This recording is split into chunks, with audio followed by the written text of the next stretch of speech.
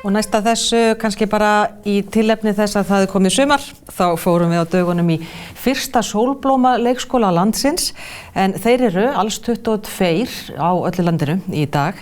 Þetta samstarfsverkefni á milli SOS barnaþorpanna og leikskóla á landinu, þar sem börnin fræðast meðal annars börn í öðrum löndum, ásamt því að leggja sitt af mörkum til að gera heiminn að betri stað. Ingunn Lára Kristjánsdóttir, hún heimsótti Álfaheiði leikskólan í Kópavogi og hitti þar Steinunni Erlu Sigurgeirsdóttur leikskólakennara og sjálfsögðu nokkra nemendur. Já, takk kærlega fyrir það, Linda. Við erum hér stödd fyrir framan Álfaheiði sem elsti sólblóma leikskólinn á landinu. En hvað sólblóma leikskóli?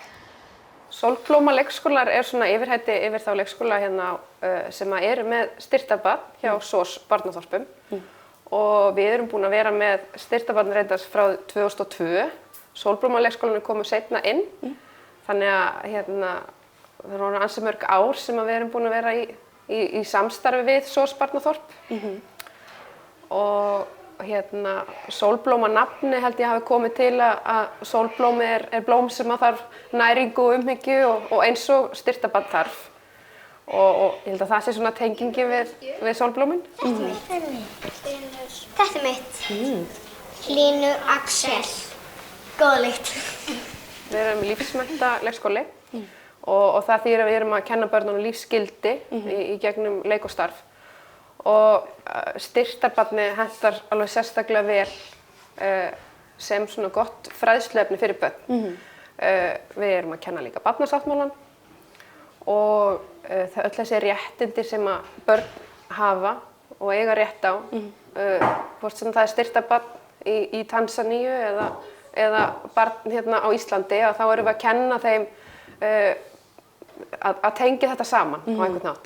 Og umburðarlyndi, ábyrgð, það að hugsa svona fallega til einhvers annars sem að hefur ekki allt sem að við höfum kannski. Þannig að börnin að læra í gegnum þessa fræðslu svo mikið. Hvað finnst þér skemmtilegast við að vera í sólblóma leikskóla? Mér finnst gaman að teikna og róla og renna í rennibrautinni. Lita, perla og fara leiki úti og leika fyrir rennibrautinu og róla. Það mjög skemmtilegt að leika úti. Lita, fara í sandkassan úti og róla og leika við vinkonur mínar. Lita og perla og spila. Já, geturðu sagt mér aðeins frá henni Ísabellu? Hún styrktarbarnið okkar. Hún líka frá Tansaníu. Hún 30 ára. Hvað langar þig að gefa Ísabellu næst? Hárspennu og kjól.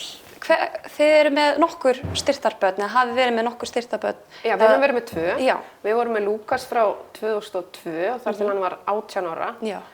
Og það var bara alveg, Lúkas svona hans afmælisdagur, ég man hans afmælisdag alveg svo fjölskyldumeðlima af því að við höldum alltaf upp á afmælið og börnin senda gjöf út og það alveg heilmikið ferli sem að þau læra mikið á. Það var svolítið erfitt fyrir þau þegar hann var orðinn unglingur að tengja svona hvað vill unglingur fá í afmælisgjöf. Sko þetta afmælisgjafirnar og jólagjafir og ég ætla að gefa henni bíladós. Þegar hann var orðinn 16 ára þá áttu 5 ára börn að velja gjöf, þá kannski vildi hann ekki fá liti. Þetta var svona skemmtileg umræða alltaf. En já, þá höldum við upp á afmælisdaginn og erum með baukana okkar, við erum með bauka á hverri deild til þess að safna fyrir framfærslunni. Og gaman að segja bara í morgun voru 2 stelpur sem komu með pening og voru að setja í baukinn. Alveg ótengt því að þið væri að koma í heimsókn eða það væri eitthvað í kringum það. Þetta bara í huga þeirra og þau eru svona, mér finnst þau bara svona vel tengt við umhverfið sitt. Eftir alla þessa fræðslu. Já. Og nú styrktarbarn ykkar Ísabella. Getur sagt mér aðeins frá henni? Já, Ísabella, hún 30 ára, verður 4 ára í nóvember, 12. nóvember. Hún á afmæli degi eftir Lúkasi, hann var 11. nóvember. Þessi 2 börn sem við höfum haft. Og hún býr í Tansaníu, í barnaþorpi þar. og við nýtum tækifæri til þess að fræðast Tansaníu og það er gaman fyrir börnin að læra hvaða dýr búa í Tansaníu. Þetta er náttúrulega svo ólíkt okkur. Það er mjög heitt í Tansaníu, mjög kalt á Íslandi og þetta tengjur þau svona svolítið við umheiminn. Þarna, einhvers staðar þarna. Þarna, hérna, Tansaníu. Tansanía. Við erum grænfánaleikskóli líka og þar er verkefni sem við erum að vinna núna hnattrænt jafnrétti sem að smellpassar við það að vera með styrktarbarn og styrkja Ísabellu til þess að vaxa og dafna. Þetta er rosalega gott fræðsluefni sem að við notum. Þetta er tengt við barnasáttmálann og til dæmis bara þetta öll börn eiga rétt á að ganga í skóla. Það er svo gott að taka þessa umræðu með börnunum.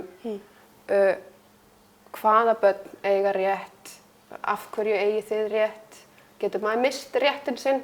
Þetta eru svona opnar spurningar sem geta verið flóknar en eru einfaldar fyrir þau og er mikilvægt fyrir börn að vita að þau hafa þennan rétt og þau missa hann ekki. Og aftan á eru svona opnar spurningar eða umræðupunktar, hvers vegna er mikilvægt að fara í skóla og þetta er sett upp svona á rosalega einfaldan og góðan hátt fyrir alla til þess að vinna með. Og þessi spjöld hafa nýst okkur mjög vel. Öll börn eiga rétt á tómstundum, leik og hvíld. Þetta erum við náttúrulega mikið að vinna með í leikskóla. Það eru með svona umræðutíma með börnunum? Já, við í raun og veru erum að nota þetta námsefni lífsmennt og þetta er bara tengist allt saman að við erum að æfa okkur í að við erum núna með þakklæti til dæmis. Það er gildi sem við erum að vinna með, þannig að við erum að æfa okkur í að segja hvað við erum þakklátt fyrir. Og þá tengjum við það við barnasáttmálann, Ísabellu. Hvað ætli Ísabella sé þakklátt fyrir? Við erum að læra að setja okkur í spor annarra. Við erum að æfa okkur að segja bara hvað er ég þakklátt fyrir og tengja það leik og hvíld. Það er mikilvægt að öll börn rétt á hvíld og þau hvíla sig í leikskólanum. Þetta er eitthvað sem við stöndum vörðum líka sem leikskólakennarar. Þetta er svona myndir sem þau komum með á yngstu deildinni þegar þau byrja í leikskólanum. Þetta er hluti af aðlöguninni, en þetta var svona öryggis að hafa myndir af fjölskyldunni sinni og í raun og veru byrjunin á því að læra réttindi sín og barnasáttmálann. Af því að það allir rétt á að hafa fjölskyldunni sín í kringu sig og aftur komið fræðsluefni til þess að tengja Ísabellu, hvernig fjölskyldu hún á. Og þessar myndir eru síðan upp á vegg og flytjast með þeim á milli deilda. Og svo eru þau að skoða myndir af sér og þau eru náttúrulega svolítið lítil kannski á myndunum. Þannig að það er gaman fyrir þau eru elstu börn að eiga þessar myndir af sér þegar þau voru að byrja í leikskólanum. En hvernig styrkið þið Ísabellu? Það fyrir raun og allt fram á, stærsti hlutin fyrir fram á afmælisdaginn hennar. Það bjóðu foreldrum og ömmum og öfum að koma í heimsókn og börnin yfirleitt hafa verið búin að baka kökur stundum, smákökur, þetta er í nóvember, allir orðin spenntir fyrir jólunum. Og þá erum við með baukana frammi og þau koma yfirleitt langflest með pening í baukin. Foreldrarnir vita af þessu og eru mjög hrifin af þessu verkefni. Og við starfsmennir stundum hafa verið svona leynivinaleikir eða einhverjar smá gjafir litlu jól. Við erum hætt því öllu og í staðinn setjum við pening í bauk bara inn á kaffistofu. Þannig að stærsti hlutin af framlaginu kemur á þessum degi eða kringu þessa daga. En allt árið kring þá koma börnin með tannálfapeningi sinn eða þau fengi afmælispening og hafa komið með afmælispening og sett í baukinn. Og einu sinni gaf ég henni frá tannálfinum því ég fekk pening frá honum og ég var búin að missa 2 tennur og pabbi keypti þeim báðum út. Já, vá. Það var ótrúlega vont og það blæddi út allt. Og það er bara, sýnir svo mikinn kærleika og við erum stolt af því. En þau hafa líka haldið áfram eftir að hætta í Álfaheiði og það var eitt stelpa sem hélt tombólu í Lindunum og var að safna fyrir börnum í Afríku. Og það er svona heldur áfram verkefni eftir að þau eru búin í leikskólanum. Eins höfum við haft svona dósa og flöskusöfnum.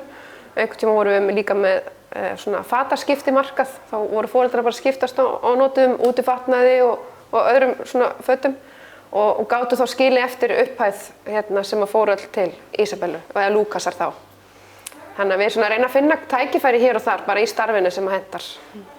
7, 4 ára, 6 ára, 8 ára, 9 ára, 13 ára, 14 ára, 10 ára, 11 ára og 17 ára.